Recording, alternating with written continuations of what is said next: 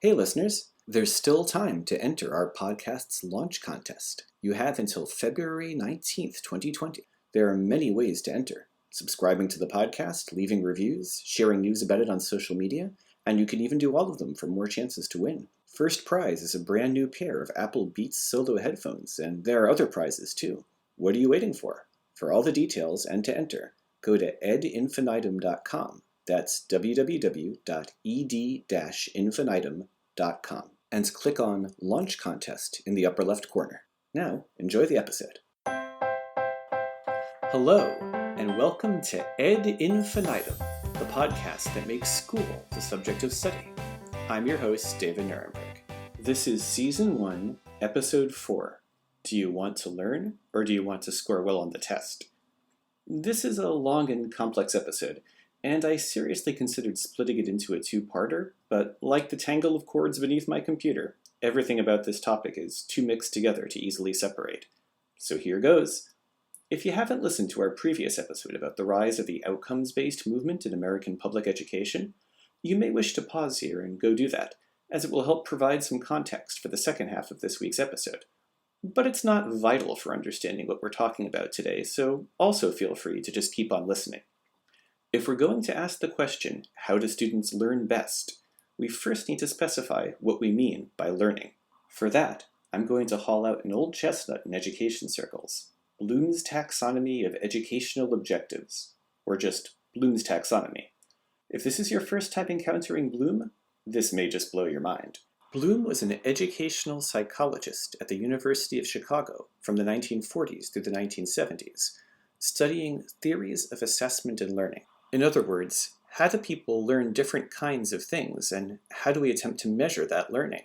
I'll quote here from a biography of Bloom, written by Elliot Eisner for UNESCO's International Bureau of Education in Paris. Quote, Bloom's strength as a teacher was not due to the fact that he was the most articulate on the faculty at Chicago at the time. He was not. It was not because he necessarily invented the most creative learning activities that graduate students might engage in. He did not. What Bloom had to offer his students was a model of an inquiring scholar, someone who embraced the idea that education as a process was an effort to realize human potential. Indeed, even more, it was an effort designed to make potential possible. Education, for Bloom, was an exercise in optimism. End quote. So yeah, a pretty cool guy. He went on to develop a theory of how people learn that has gone on to become something of a standard throughout the United States and the Western world, and propelled Bloom to become educational advisor to the governments of India, Israel, and other places that don't just begin with the letter I. Bloom presented learning through the visual metaphor of a pyramid.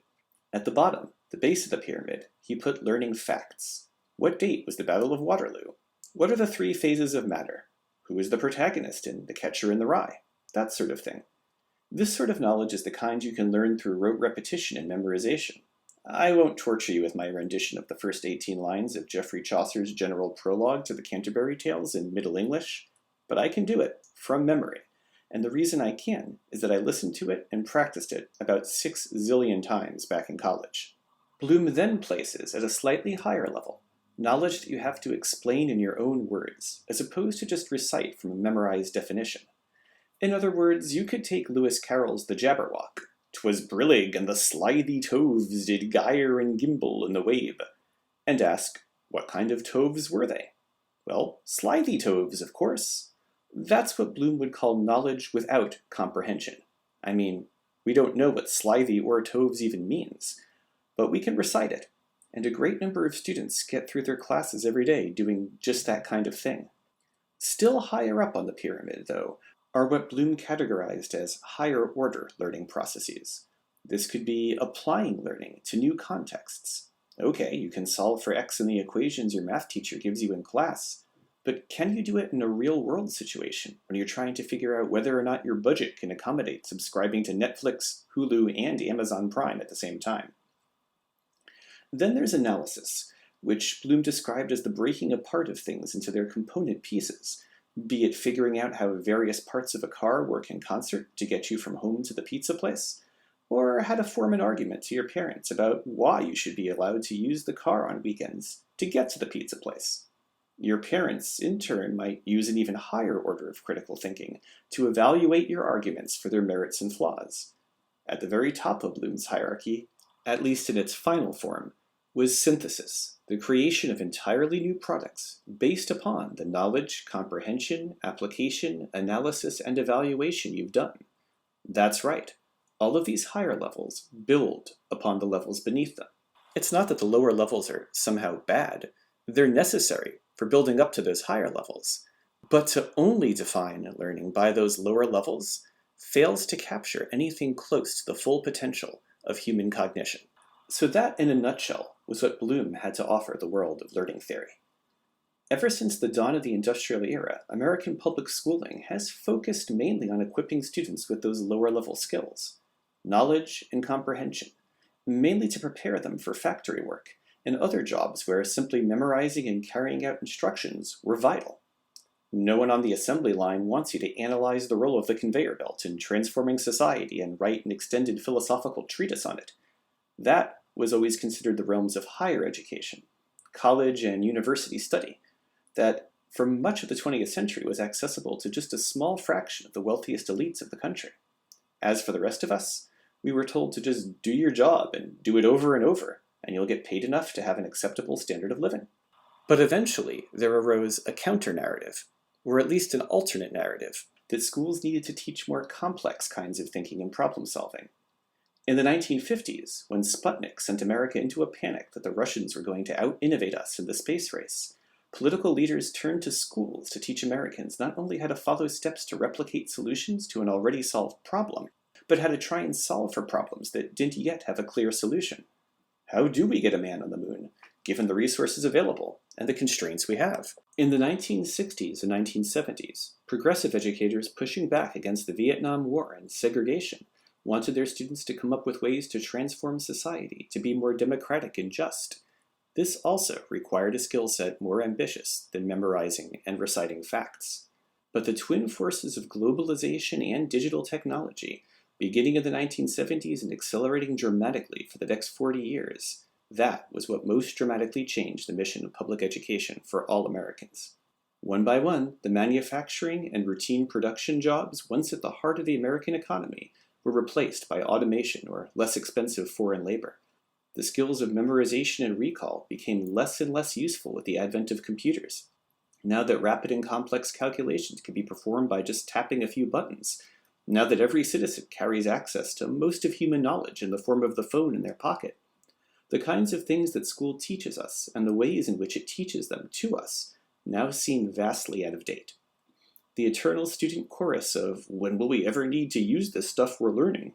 becomes a sharper and more accurate indictment of the operations of their classroom with every passing year.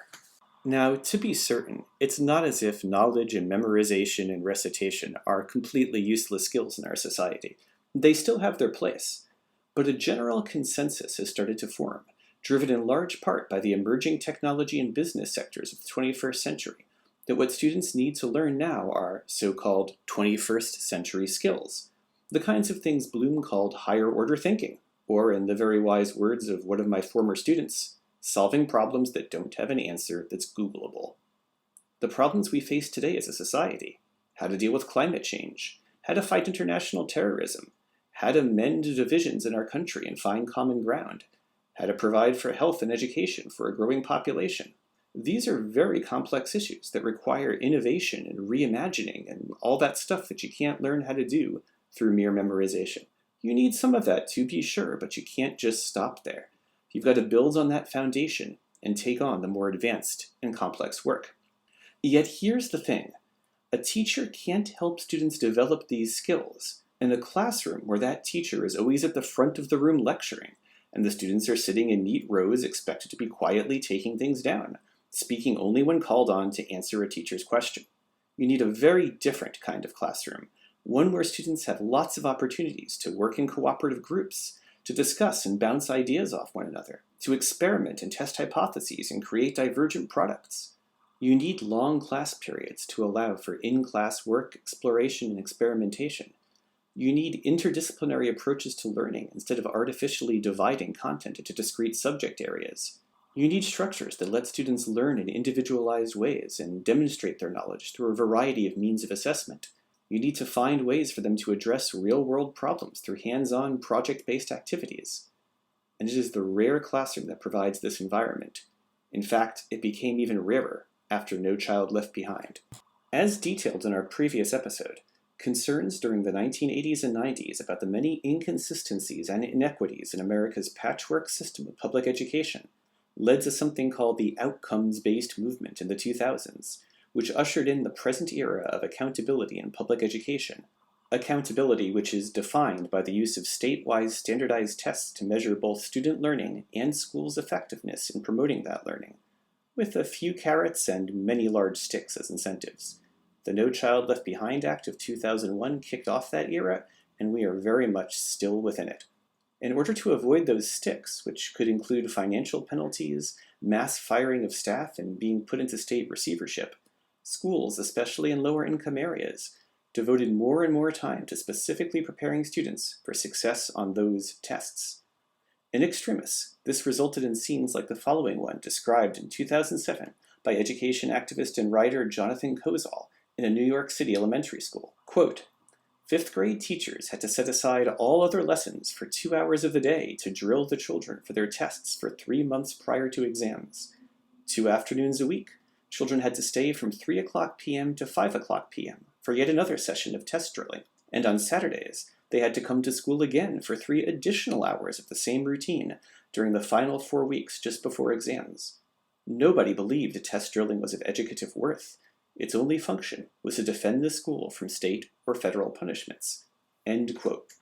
All of this time spent on test preparation meant that much less time for, well, actual learning, especially learning 21st century skills. Because here's the problem. The very nature of learning 21st century skills resists standardization. You can easily develop a universal test for measuring knowledge of facts or one's ability to make a standardized widget. But if our goal is for students to design unique solutions to complex problems, then those solutions by their very nature are not easily compatible with standardized assessment, or at least not the simple ones that most states employ. So school instruction became increasingly rote in the 2000s, increasingly repetitive, because that was what the tests that schools lived and died by rewarded. A very strange thing happened a couple of years ago in my home state of Massachusetts, which had historically been first in the nation in student achievement in public schools. But that year, the state piloted a new kind of test, one which asked students to demonstrate skills in analysis and comparison, in explaining how they arrived at answers to problems. On these new tests, our first-in-the-nation test results had elementary and middle school students plummeting from 90% scoring proficient or better in English language arts to only about 50%. Maybe the new tests were flawed, or maybe students were failing ironically because their schools had been too good at training them for the Skinner box-style strategies the state had until now been rewarding. Again, please don't get me wrong, I'm not saying that memorization, direct instruction, and other traditional methods of learning don't have their place. Bloom was very clear that the higher-order kinds of thinking build upon those lower-order types of thinking. You can't solve complex problems without certain core basic knowledge. It's a pyramid for a reason. You can't just take out the base and expect it to stay together. But since NCLB's implementation, too many schools have blocked off access to the top of that pyramid, and teachers are afraid of trying to ascend because the tests they live and die by only care about that bottom. New Hampshire is currently experimenting with more qualitative, portfolio-based assessments. These are perhaps more valid measurement tools, yet they are much harder to use for comparing apples-to-apples numbers on charts, and they do open up the state to all sorts of allegations of subjectivity in the evaluation of complex products.